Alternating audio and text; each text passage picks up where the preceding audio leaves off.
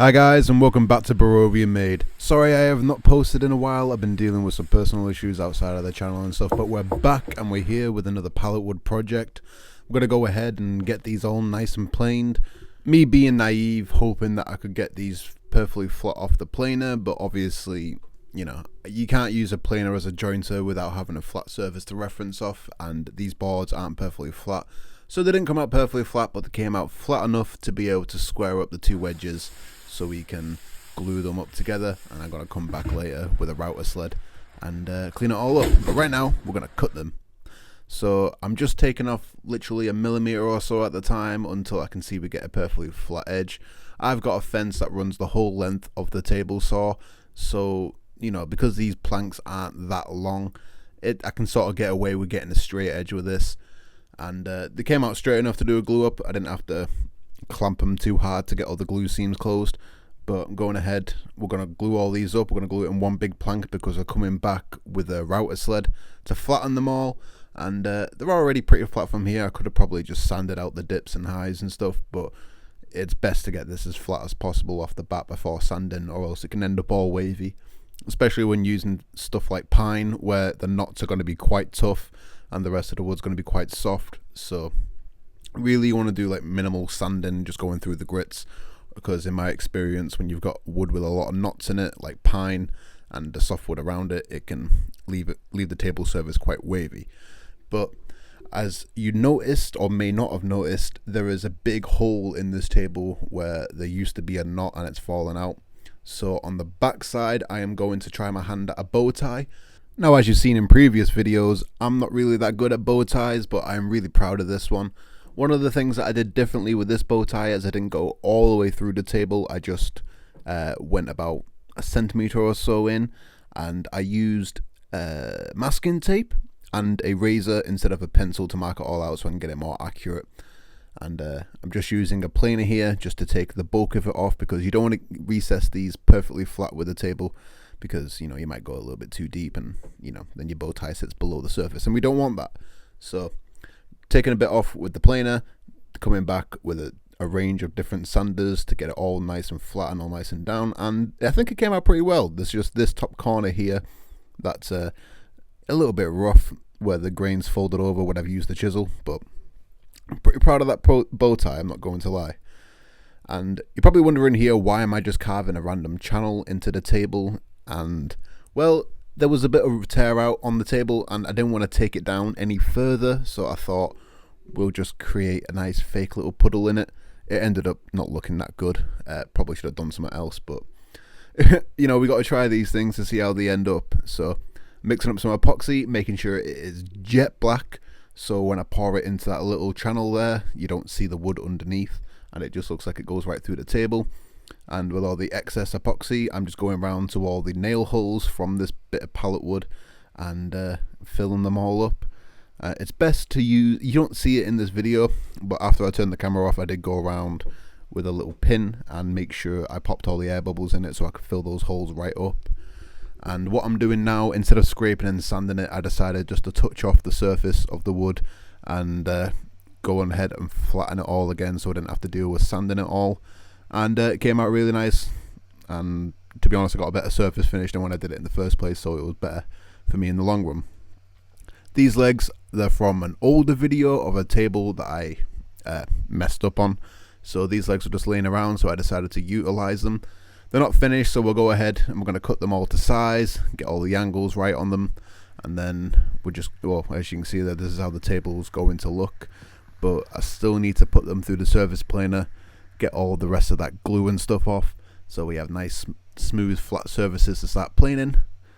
My camera's drifting there, sorry about that. But with all the little cracks and all the little holes and stuff that are left in the pallet, we're gonna go ahead and put a bit of filler in there, so when we sand it we can get a nice perfectly flat smooth surface for us to paint on. And now we're getting to the boring part, where we're just moving all the way up from 100 grit up to 400 grit.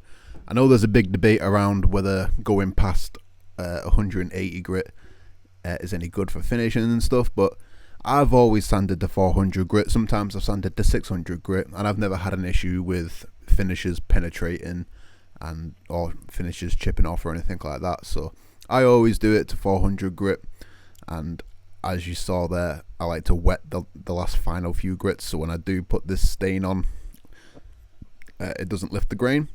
Well, I say stain, this isn't a stain, this is actually a clothing dye. It's a nice little hack that someone told me in one of my old YouTube comments, is to just get normal clothing dye, get some hot water, mix it all up, put it on, and it makes the wood look a lot nicer. But you can't use this as a finish, there's no protection with it, all it's doing is just dyeing the wood.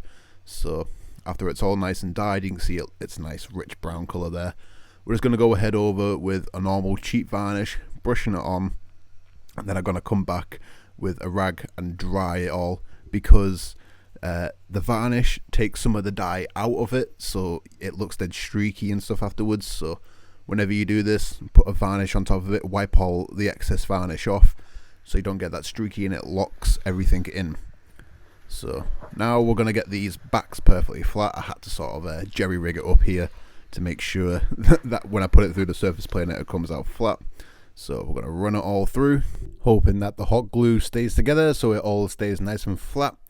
And after we've finished with all that, we're going to carve out some recesses for the brackets to lay into. I bought these brackets for the shelves project that I was making, but none of them ended up actually selling, which is why there's not been a part 3 to that video yet. But we're going to utilize those brackets in this table anyway, so we can actually fix them to the table, which is what I'm doing now. I'm drilling out the holes for the threaded inserts, doing my best to keep everything nice and straight. Probably should have made a jig to make sure these go in perfectly straight, but they went in straight enough anyway. So used a bit of dye to chuck in that hole there just to make sure that you can't see any of that pine coming through. And we're just using an Allen key. I'm going to screw all these threaded inserts down. It is always best when putting in threaded inserts to put a drop of super glue or epoxy on the threaded inserts so they don't twist out. These ones that I put in ended up coming back out after I unscrewed the legs, because I'm test fitting them here. So I actually went back around with some super glue and I actually made, super glued them back in. So good little tip for you there, especially when working with pine, because pine's quite a soft wood, so they can quite easily just rip out of there. So if you use a bit of super glue or epoxy, it stiffens everything up and it's good. So just going around spray painting these legs now. The first coat is always the coat that gets sanded off, because obviously the hairs and stuff lift the hairs. What am I talking about? Hairs. The grain always lifts when you do the first coat, which is why you usually use a primer, but I never use a primer. I just use the spray paint and then sand the little furry bits off and come back and spray paint it more. I forgot to do some branding on my table, and this is one thing that I love about this finish, is that you can just sand a little bit of away, put some more dye on there, and it looks exactly the same. It looks all fine. So we're just going to go ahead, brand it. There's my nice little logo. And then I ended up trying to stamp in the date, and I got the 3 the wrong way around, and it just looked terrible anyway. So I first tried to sand it out, which didn't really work, and then I ended up giving up and going to a router, because I thought, well, it can just be recessed in a little bit and it'll look fine. And when I stamped it in again, it didn't look very nice, so I ended up having to redo it. And yeah, I did this about 3 or 4 times trying to get the date looking nice, and it took a while, but I was happy with the finish in the end. But it did take me a good 3 or 4 tries to try and do it. And yeah, this was my first time ever using these little stamping things on wood. I've used them on metal before, but never on wood. And here's where I gave up and thought, right, we're going to use a different piece of wood to stamp this into. So I'm just measuring out the little gap that I made so I can cut this out of another piece of wood, a bit of wood with less grain in it, less knots and stuff like that. So when I stamp it in, it's more uniform. So when I do come to use the punches, it doesn't want to favor breaking or anything like that in any other sort of direction. It would just stamp what I need in there straight away. So cutting this out using a chisel just to get it down a little bit, so when I put it in the hole, I don't have to sand that much off or do much with it. Then I can just shove it in, glue it in, and then I can stamp over the top of it, and hopefully it'll look nice. You see there, I cut it a little bit too long, so I'm just using a chisel just to take the bit off. And now we are ready to inlay it. As you can see, the test fits nice and snug. I did actually get a chisel and split it in half just so I wouldn't have to remove as much material once I glued it in. But yeah, originally tried using a router to flatten it, but the ends were catching on the router, so I couldn't push it further or backwards. So I just took a chisel, got one side of it down. Then I used the router to flatten the whole thing, give it a quick little sand. And then we went over with the punches again, making sure to keep the 3 the right way around this time. And double checked everything, went slowly with it, and all came out pretty nice. Instead of using a flathead screwdriver to put the little dashes in as well, I decided to cut them in with a razor. And it came out a lot nicer. And you can tell from this little stamp here and the date that it is a handmade product, because it's not perfect. You know, it can tell it's not with a CNC machine or anything. So I think that adds a bit more value to the table. So I'd recommend doing that, because I quite like the look of it. And I'm just going over with a ceramic coating right now to make the table a lot more harder. When you put drinks and stuff down on, it's a lot nicer. You know, little spillages and stuff. You don't damage the table. But this is what the end product looks like. I'm not particularly happy with it. I think it looks a little bit stubby. I think the legs should have been swooped out a bit more, and the way I fitted the legs, I think they should be right up into the corner instead of being in a little bit.